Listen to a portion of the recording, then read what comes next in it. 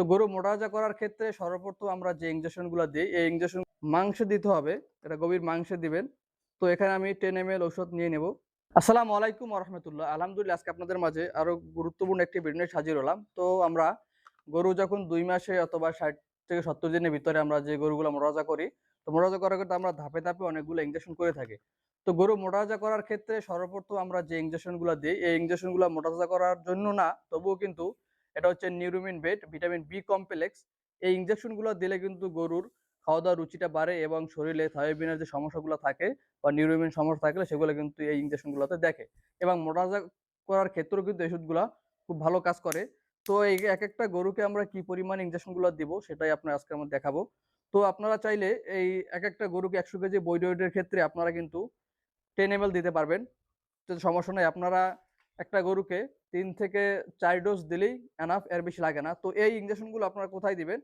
এই ইনজেকশনগুলো কিন্তু অবশ্যই আপনাদেরকে মাংসে দিতে হবে। এটা গভীর মাংসে দিবেন। তো এখানে আমি 10 ml ঔষধ নিয়ে নেব। এইটাকে চাইলে আমি একটু বেশিও দিতে পারবো, 15 ml দিতে পারবো। কারণ গরুর সাইজটা তো আ অনেকটাই বড়। যার কারণে এটায় 10 ml দিলে বা 15 দিলে এটা নিতে পারবে।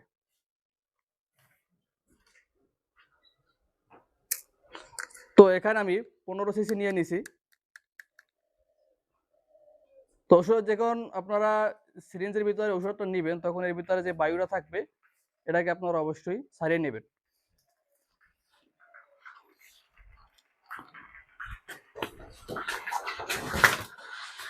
এই পেশায় পেশায় আপনারা এটা পাছায় অথবা এদিকে বা ঘাড়ের যে কোনো এক মাংসে আপনারা এটা করে দেবেন। তো আমি এই পাছায় করে দেব।